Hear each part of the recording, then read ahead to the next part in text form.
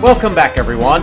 Well, after all that unexpected suffering I went through with Frosted Snowland, we should get a nice breather in the form of Wooden Workshop. A world that is considered easier than its predecessor. And even without compare, I'm willing to agree. This is indeed easier than Frosted Snowland. Except when it isn't.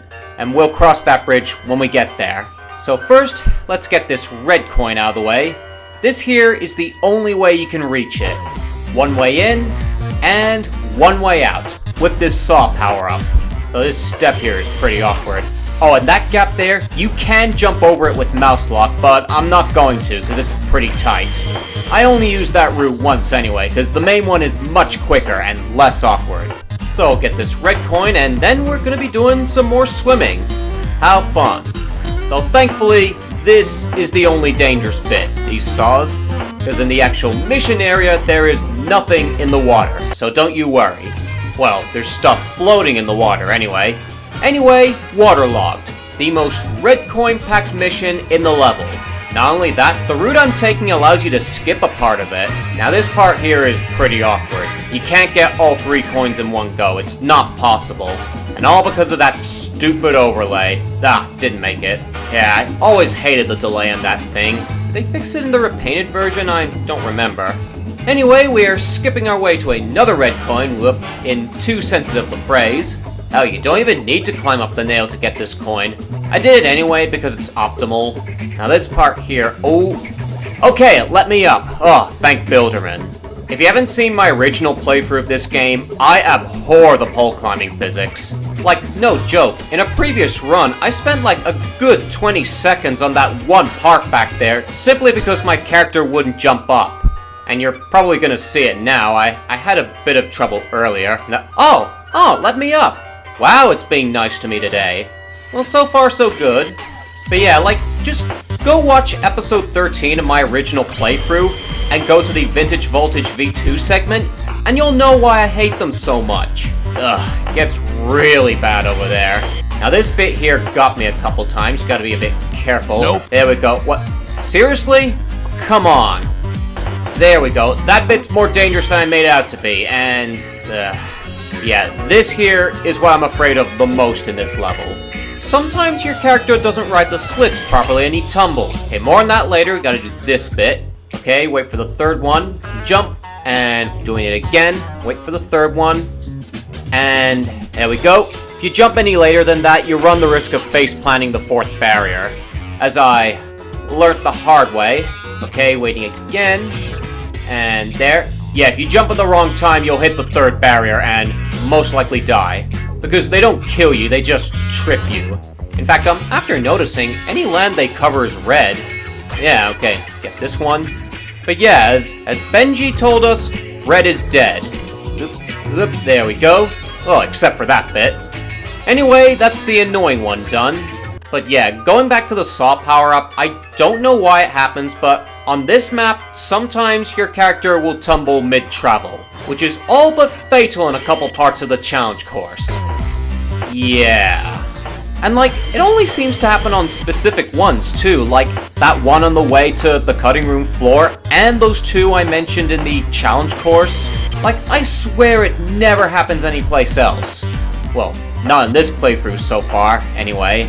We're now on our way to On the Edge, and this one has an actually dangerous nail, which thankfully is mitigated by having a very generous ground clearance. And you see here, just go all the way to the top and you should be fine.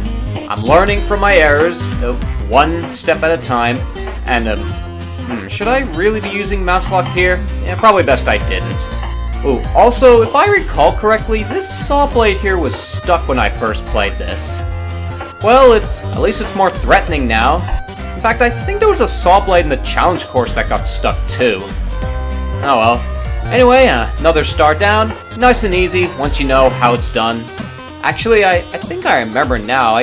Oh yeah, when I first played this, I was on my way to the cutting room floor and I got hit by the spinner and was knocked into the 2nd slit. So I ended up skipping the saw power up on top of the spinner. Oh man. Like, that was a complete accident, I swear to God. Wait, where am I going? I got completely distracted there. Oh, man. Let's see if I can do this small skip. And there we go. Now that was intentional. And while I'm at it, I'll get this red coin. In fact, I think I remember here I learned the hard way that there's an invisible wall that will kill you when you slam into it. And that's what the button is for, by the way. Anyway, this star will introduce our next power-up, the Dash Pepper, returning from the first game, and as its name applies, you go fast, and it's required to get through that door and get this red coin here. A red coin that prolongs my original run by a lot. Happy memories there. Anyway, this course here is a nice reintroduction to the skill. Not that hard, as long as you're using mouse lock. I'm not really sure if it matters, though there is one red coin you have to get. Right down here, and thankfully there's a whirlwind, and it takes you to the next checkpoint, where it gets a bit trickier, but still perfectly manageable. I didn't die once here, not even for the last part. Well, after my practice run anyway. Anyway, last red coin here, pretty simple, just gotta jump off the hammer, and after that just walk onto the nail and jump off, like so. And then the not so obvious, climb up the tree and just wait. There we go, and then avoid the saw and you're there. So, everything up until now has been pretty easy, apart from the cutting room floor. Well, coming up, we've got... Oh, there it goes. Let me up, damn it. There we go. 3 out of 5, that's not bad. But yeah, after all that, we have an actually tricky challenge course. And not for all the right reasons either. Remember when I tumbled after using the saw power-up? There are 2 parts of the challenge course where if that happens, you're dead. No questions asked. You'll know it when you see it. Anyway, these first 2 obstacles are nice and easy. After that though, you'll see what we're in for. So here we go. There it is. The most cramped and compressed challenge course in the game. And it's ever so slightly harder with this saw stuck. And it's still only the easy bit.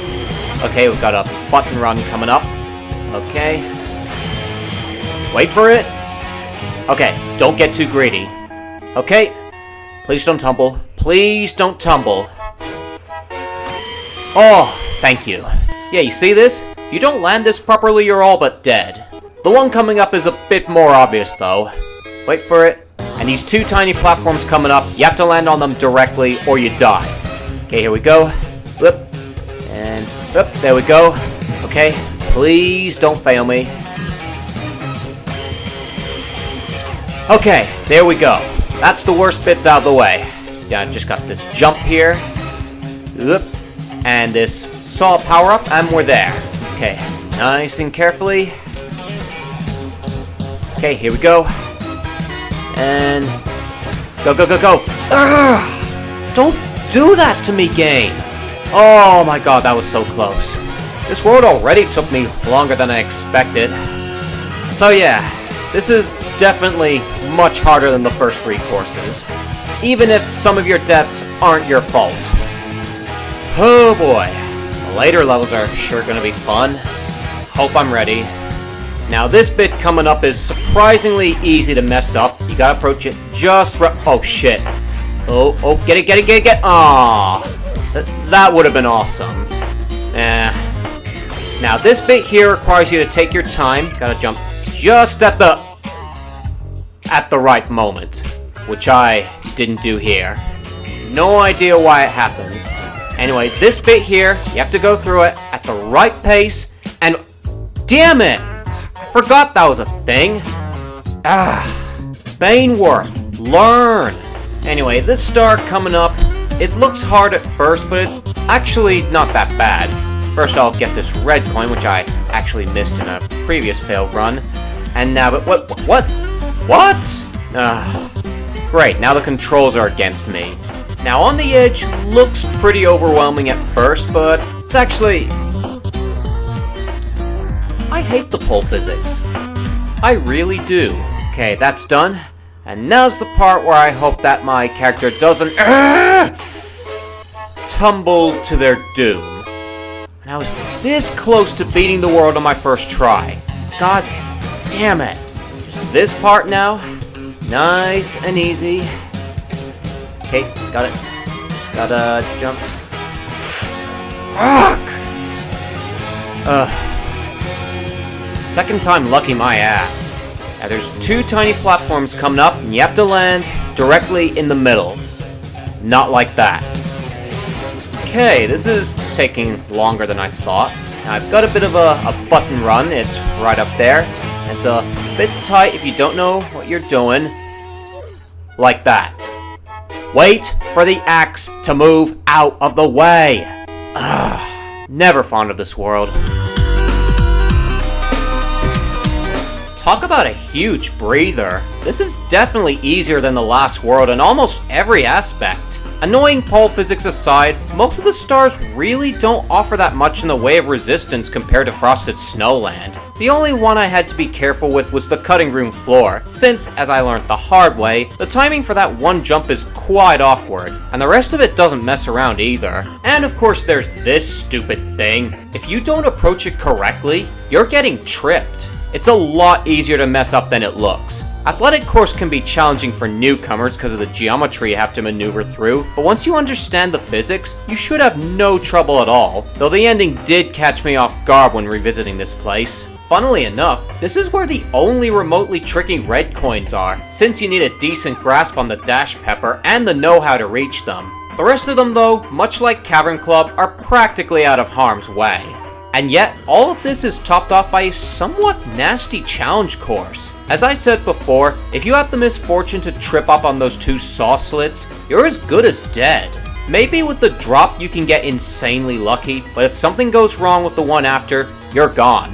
Even without that annoying bug though, the course really shouldn't be taken lightly, particularly the second half as you saw in the outtakes. It doesn't help that it's longer than the previous ones as well. With all that, this definitely deserves a fairly high rating.